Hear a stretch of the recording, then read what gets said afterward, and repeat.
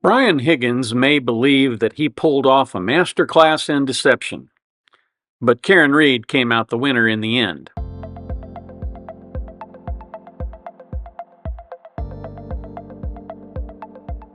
Hi, Tony DeWitt here. I'm a Missouri appellate attorney, retired, and I bring you a fresh perspective on the law without offering any legal advice. So pull up a chair. This is what we're discussing today. Police officers and federal agents, most of them anyway, deserve a bit of upgraded credibility when they testify. In a personal injury case involving a car accident where you bring in the investigating officer, the jury sits up and pays attention. They know he's going to tell it like he is. He doesn't have a dog in that fight. They might, you know, deny him a little credibility if it's a criminal investigation because he does have a dog in that fight. But for the most part, your average jury likes to listen to police officers and likes to give them credit for what they say. But folks like Trooper Proctor, who was fired from the Massachusetts State Police, are nonetheless given unearned and undeserved credibility because the jury associates police with good moral character. Again, usually.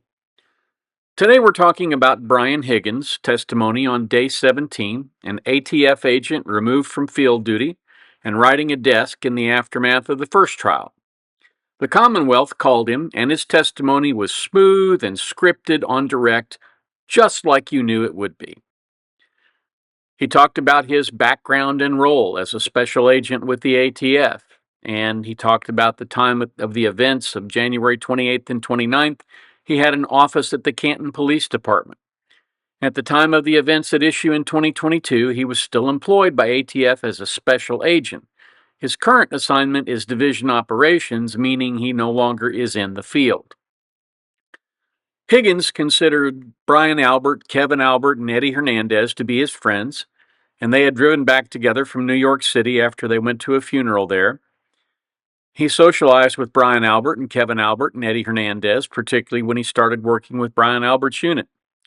He considered John O'Keefe a friend, having known him for maybe a year or a little over a year, primarily seeing him at the Hillside Bar. And he considered Karen Reed, the defendant, a friend as well, having known her for maybe a year. He'd been to her house at one time for the end of a Patriots game. He said he was casually familiar with Matt McCabe and Jen McCabe. And this all came in on direct because the Commonwealth wanted to downplay these relationships. Higgins testified everything was fine at the two bars that they went to on the 28th, and then described going to Brian Albert's house. As you might guess, he downplayed any conflict with John O'Keefe, and he also downplayed a serious relationship with Karen Reed. For the most part, Brennan burned through 2 to 3 hours of testimony without getting any substantive information out of Higgins that advances the ball for the Commonwealth. The witness didn't help the Commonwealth's case. The only reason to bring him in was to defang the cross-examination that was coming, or even worse, on direct examination if they had called him and the state had not.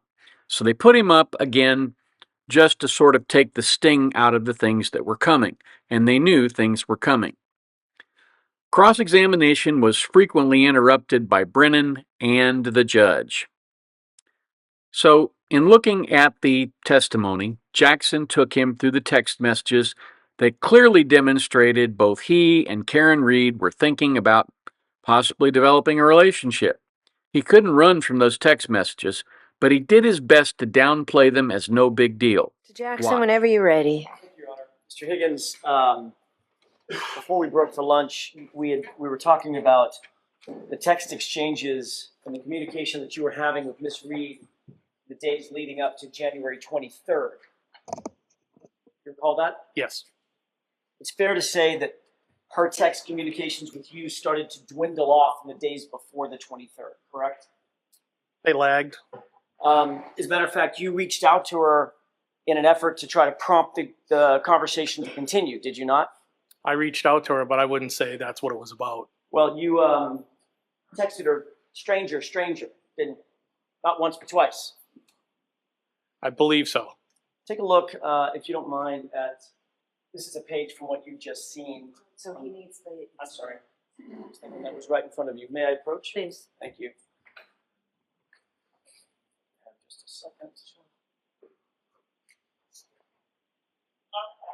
Easy to Maybe find. that should just stay with Mr. Higgins. Thank you.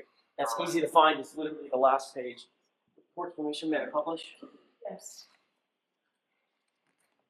Does that look like a fair representation of what you're looking at, the last page of that series of texts? Yes. And at the very top, could you read what you write in the blue bubbles, starting at the top? Ha ha, stranger, stranger. And then what was the response from Miss Reed? Hey, I was at the Hilly all weekend. And what did you respond at that point? I have not heard from you. And by the way, if you look at the next date down, what's the date underneath I have not heard from you? The 23rd. So this would have preceded the 23rd, correct? Yes. Okay. Then on the 23rd, and by the way, after you texted, I have not heard from you, she did not respond, correct? She did not respond. Then on the 23rd, she did respond with phone works, correct? In the arrows, like both ways. Right. Yep. And then what did you text after that? I just said, thought you were all set. And how did she respond? She said, we're talking? No. That's all I have for that. Okay. Bring the lights back up. So clearly, with that last text, her response was, in response to you saying, thought we were all set, she said, with talking, no. Correct? Yep. Yes. Did that indicate to you that with flirting, yes, we're all done? No, I didn't read anything into it. Now, every man who's ever dated a woman knows when he's being shuffled to the back of the line. And Karen Reed's non-responses should have clued him in. But you never say never if you're interested in a woman, if you're a man who, is going to pursue him. And so Brian continued to swing at the pitches. In this clip, he pretends not to understand that Karen was ditching Like him. a stranger. I don't feel that way, no. She actually positioned herself away from you at the other end of the table on the opposite side in the corner. Isn't that right? I don't know where she was all night, no. Did I that don't know. upset you that she ignored you or didn't pay attention to you? I did not feel ignored and didn't upset me at all. But it bothered you enough to send her a text, didn't it? No, it was a flirtatious text. It was just, that was it. It bothered you enough to send her a text that said, with 6 M's behind it, Okay. and, well, correct? Well, it wasn't like that. It was, well, that's it. Just, well, like a well in the ground. I think you know what I mean. Yeah, I think you do too, sir. You meant, well, when are you going to pay attention to me? No, that's not correct. Well, why are you ignoring me? It's not correct. Well, am I chopped liver? Objection. All right, that's sustained. Mr. Jackson, let's move on. To say that his testimony strained credulity is putting it mildly. In my opinion, he was straight up lying. The fact is, he may not even remember because he consumed a prodigious amount of alcohol that night. Communications between you and Brian Albert about who was at the waterfall or who was expected to come to the waterfall. No, not that I recall. Now, you've already indicated, and I don't think we need to go into a lot of detail about this, but I want to ask you just in general, the mood at the waterfall was good spirits, correct? It was great. Band was Right. playing. You did not see any sort of tension between John and Karen. I did not. Nobody seemed overly intoxicated. No. You had had several drinks before you even got to the waterfall, right?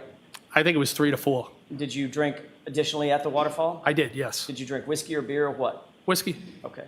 How many do you think you had? I couldn't put a number on it. At least a couple. And ultimately, you left from there in your personal vehicle and drove over to, that's the Jeep, drove The Jeep, over to the yes. waterfall, correct? I drove over to the waterfall. I'm I sorry. was at the waterfall. Left the waterfall, drove over to 34 Fairview. I did, yes. After getting him to admit that he'd had copious amounts of whiskey, Jackson took him through going to the house and who he saw there, among other things. He had him on the ropes in this clip until the judge stepped in again and rescued the witness. When you walked into 34 Fairview, you indicated that there were people congregated basically in the kitchen area, correct? There were some people in the kitchen area, yes. How many people were at the high top table that you described? Initially, when I walked in, I believe there was Brian Jr., and he was flanked by one, possibly two females. And you indicated that basically you were positioned in that area with your back to the door for most of the evening, correct? I was like I would describe it as diagonally across from him and had my back to the door that I had come in, which would be the breezeway door. But at some point, you had moved out of that kitchen area with Brian Albert, correct? Well, I briefly went and looked at some photos. Right. So you moved out of that area with Brian Albert alone to go to a different room. Yes, and I think his wife, Nicole, might have popped in the room for a second, but it was brief. Did you have anything to drink while you were at 34 Fairview? Well, when I got there, they didn't have any whiskey. I believe they might have put a beer or something else in front of me, and I knew it was going to be a short night there because I just wasn't going to. I'm not a beer drinker.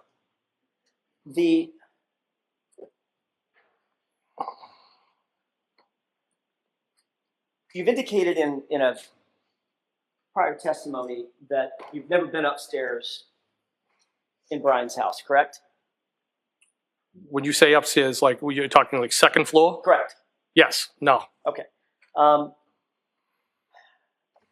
testified to that in a prior hearing. Is that right? Yes. In May of 2023. Yes. And you said specifically, quote, "I've never been upstairs." Is that Yes. right? All right. You understood when you gave that statement that you were under oath. Yes. You were telling the truth. Yes. Same oath that you took here today, correct? Yes. You indicated that the photos that you saw were on the first floor living room area. Is that right? I believe that's where they were. Yes. So the only floor downstairs from the first floor would be what? The basement. And the only floor upstairs from the basement would be what? The first floor. So if someone were to describe going upstairs to look at the photos that you've described on the first floor, where would they have to be to go upstairs to look at those photos? Are you saying on the first floor? Correct. If the photos are on the first floor, Yeah. and someone said, we went upstairs to look at those photos, where would they have to be? I guess upstairs. The people would have to be upstairs? Well, the photos would be upstairs. Is that what you're saying? Where are the people? Where would the people have to be to go upstairs to the living room to look at the photos? I'm not understanding the question. If the photos are on the first floor, Mr. Higgins, Yes. the only floor beneath it is the basement, Okay. and someone says, we went upstairs to look at the photos, where would they have to be? Well, who said they went upstairs? All right, so Mr. Jackson, you can save this for argument. Next question, please. Generally speaking, when you're asked a question that doesn't directly suggest you did something wrong, only that it's possible that you did something, you should admit that it's possible if it is indeed possible and deny that you did it. That's not the path that Brian takes All right, here. Mr. Jackson. Thank you. Mr. Higgins, if you went back to Canton PD at 1 o'clock, 1:30 in the morning, you would certainly be in a position to monitor anything that was happening at Canton PD at the time that at least you were there, correct? No. I mean, you would be inside the building, correct? Yes. With access to dispatch and anything else that was happening around that floor, that area, correct? I did not go into dispatch. You would have access to the interior of the police station at that time if you went back to Canton PD at 1:30 in the morning, correct? I'd have access. You could see if there was any activity going on, any calls, call outs, things of that nature. I didn't have access to that, and I wasn't looking for it. Not that you were looking for it, Mr. Higgins. My question is more simple than that. If you were there, you'd know what was going on inside the building. No. So if you walked in, you would just be completely oblivious to anything that was happening. For instance, if troopers started amassing to go out to a call, you wouldn't see that. Objection. The objection sustained. Ask it differently. If you were able to monitor, you'd be in a position to monitor what was happening at the station around 1:30 in the morning when you were over there, correct? No. One of my daughters worked for the police department as a 911 operator. There were cops in and out of the dispatch area all the time. It was open to the cops, and I would bet you that Canton is pretty much the same way. So claiming you couldn't monitor what was going on from the police department comes across as disingenuous at best and as mendacity at worst. But in the realm of bad explanations, this next clip takes the cake. take a look at the one that's marked with the QQ. I see it. I You've seen that document before, correct? think I've seen it maybe on a screen, not in my hand. That was these were the records that were shown to you at a prior hearing. Yes, And you acknowledge that at least the one marked QQ is a record of your calls, correct? it has my name, my telephone number, correct. And it indicates that on January 29th, 2022, at 2:22 and 35 seconds, you received a call from Brian Albert, duration of 1 second, correct?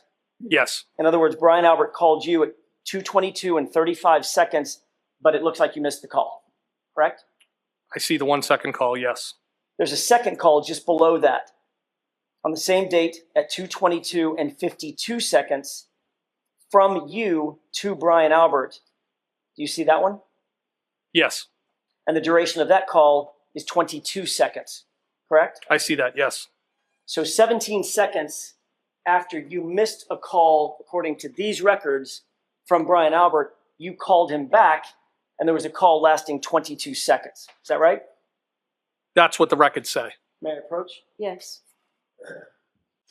So the fact is, you were speaking to Brian Albert in the middle of the night, approximately 3 hours before Mr. O'Keefe's body was found in his yard, correct? No, that's not correct.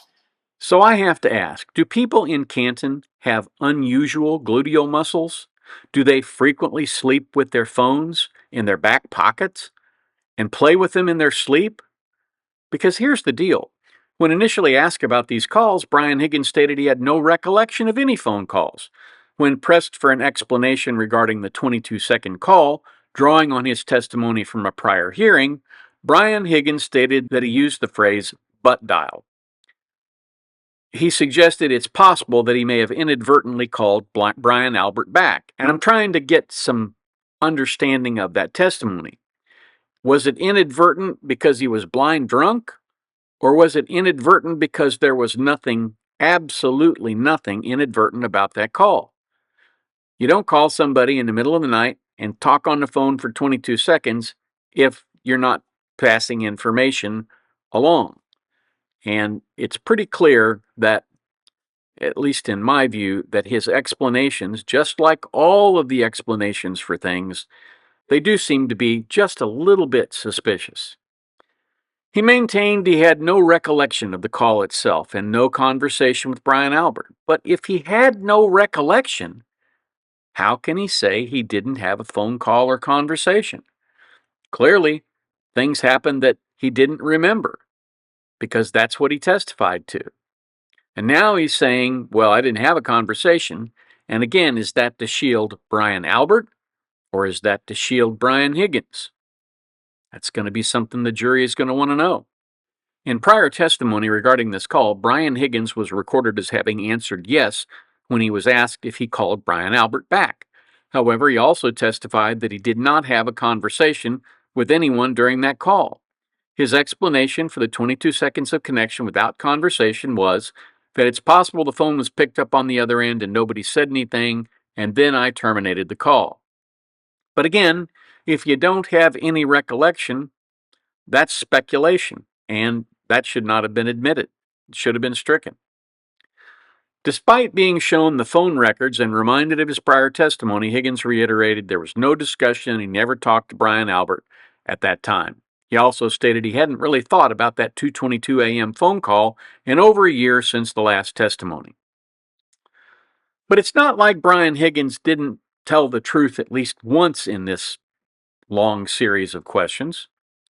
This clip is an excellent demonstration of using the Commonwealth's witness against the Commonwealth. What's the date, sir? June 1st? 2023? Yes. How long did you stay at the Albert residence in total? From the time you got there till the time you left? Maybe like a half hour, less than an hour. And what time did you leave? Say 12:30, you said? I think I said between 12:30 and 1 a.m. And you indicated that you pretty much didn't say goodbye to anybody, right? At the house, Correct. I just kind of left. I said, see you later, turn around, left. As a matter of fact, at that same hearing, that we just looked at, your statement was, I made a beeline out of there, correct? I don't know if that's the verbiage I used, but I left Why the rush? Why did you leave so quick? because it was a long day and I just wanted to go home. Except you didn't go home, did you? No, I went back to Canton PD Right. So it wasn't such a long day that you actually drove home. You went back to the Canton Police Department at 1 or 1:30 in the morning, correct? to move vehicles, correct? Well, let's talk about you leaving. You walked out the side breezeway door, correct? Yes, You walked down the driveway. yes. There's nothing obstructing your view at that point of the lawn to your right, correct? I didn't look over there, but I would not think so. Between you and the flagpole, in other words, there wasn't some mound of dirt, something obstructing your view. You could see straight across if you wanted to, correct? If I wanted to, yes. It's just basically a flat, grassy lawn with a light dusting of white powder snow on it, right?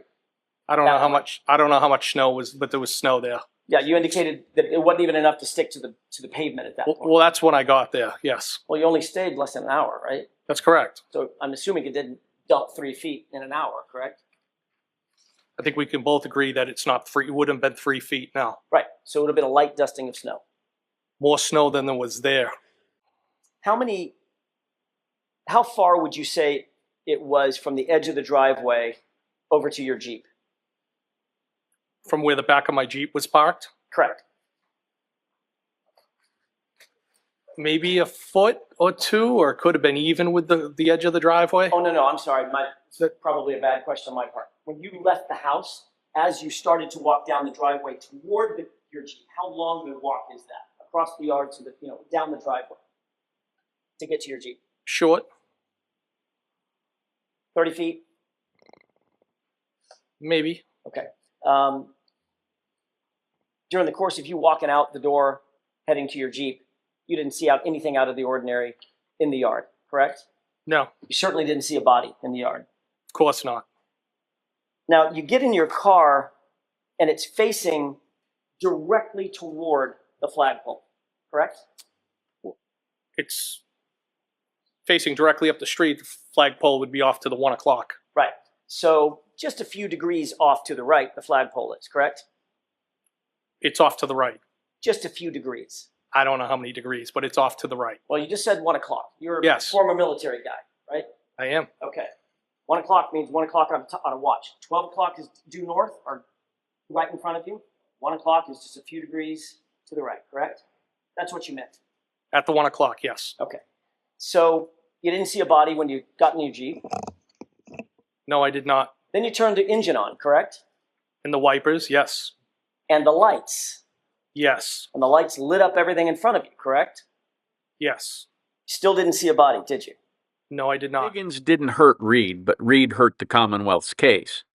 If Higgins, a trained and observant ATF agent, that testimony came in, didn't see a body, and there was no body on the ground by the flagpole when he left, that means Karen Reed didn't hit him. And that quibbling with the degrees and the amount of snow, that was just lame and stupid. This has been a very interesting case. I'm hopeful to get some good video today on day 18, and I will bring you that next time. That's what I have for you today. I hope you found it helpful, interesting, or maybe both. If there's a subject you'd like me to discuss, please feel free to send me an email at the address above.